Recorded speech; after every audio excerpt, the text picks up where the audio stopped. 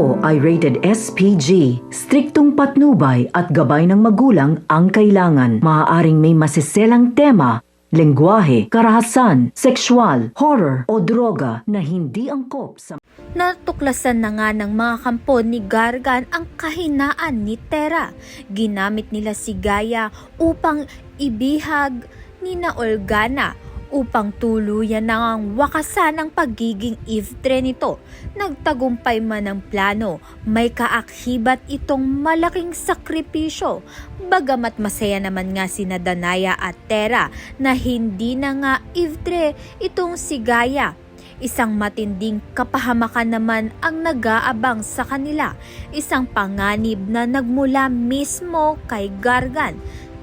Sa kabilang banda naman nga, mapanganib ang buhay ni Daron sapagkat may balak si Lyra na tapusin ang kanyang buhay.